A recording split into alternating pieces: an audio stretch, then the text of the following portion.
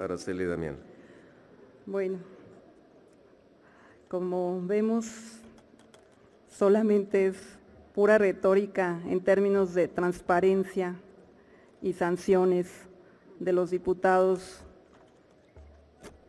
que solamente vienen aquí a levantar el dedo. El dictamen de la Comisión de Hacienda tiene muchas lagunas jurídicas.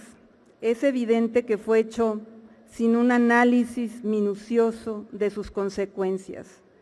En una de las peores, el artículo 2 propone la constitución de una sociedad, así dice, sociedad, que funcione como administradora de fondos para el retiro.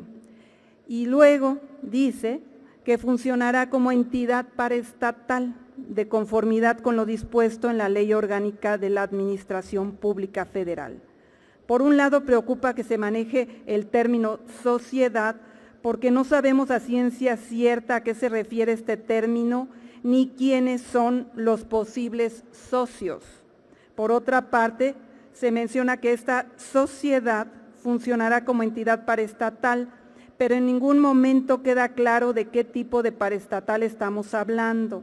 La Ley Federal de Entidades Paraestatales establece que dichas entidades podrán ser organismos descentralizados, empresas de participación estatal mayoritaria o fideicomisos públicos, pero el texto del dictamen no dice en ningún momento bajo cuál de estas figuras se constituirá la nueva sociedad. Eso es lo que pasa cuando se hacen reformas a la mala, con prisa y sin análisis adecuado, y que se vota en consigna a favor de lo que propone su jefe, el presidente de la República. Por ello, propongo una reserva para modificar el artículo 2 del decreto párrafo 1 para que se constituya un organismo descentralizado con personalidad jurídica y patrimonio propio de conformidad con lo dispuesto en la Ley Orgánica de la Administración Pública Federal. Para hacer congruente esta propuesta con lo establecido en la propia ley, propongo una reserva a la fracción primera del artículo 2 del decreto para que el organismo cuente con una junta de gobierno formada por 15 integrantes, 8 de los cuales serán de la Administración Pública Federal y los 7 restantes de las organizaciones de los trabajadores al servicio del Estado, quienes serán nombrados por el Ejecutivo, pero previa opinión del Congreso de la Unión y mediante bases que serán hechas públicas antes de la constitución del organismo como administradora de fondos del retiro.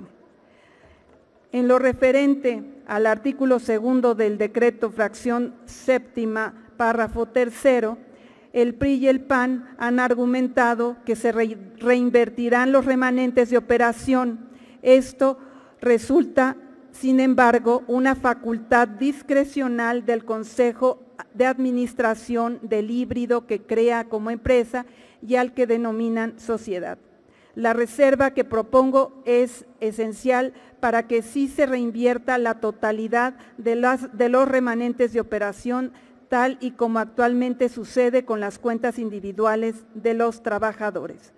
Por eso propongo que el párrafo 3 de la fracción séptima del decreto quede como sigue: el organismo reinvertirá en una proporción que no podrá ser menor al 100% del total del remanente de operación en las cuentas individuales que la sociedad administre, favoreciendo a los trabajadores de menores ingresos una vez satisfechos sus costos de administración, necesidades de inversión y constitución de reservas. Diputados y diputadas, díganselo de frente a los trabajadores del Estado. ¿En verdad reinvertirán ese 100%? Lo dudo. En lo que se refiere al artículo 3, al dictamen, este dictamen elimina de tajo la función social del organismo y por tanto lo deja a la suerte de qué hará la iniciativa privada con él. Por lo anterior, hago una reserva para que conserve su carácter social el instituto. Y finalmente se pide que la Secretaría de Hacienda, en el artículo segundo transitorio del decreto, en su fracción segunda, que la Secretaría de Hacienda y Crédito Público, con opinión de la Comisión Nacional del Sistema de Ahorro para el Retiro, establecerá el monto de reserva del Fondo Nacional de Pensiones de los Trabajadores al servicio del Estado, que será el capital constitutivo del organismo. Los recursos remanentes de dichas reservas serán canalizados a las cuentas individuales para el retiro que el organismo administre, favoreciendo a los trabajadores de menos ingresos, y no quedará como una atribución arbitraria de la Secretaría de Hacienda. Es cuanto. Gracias, diputada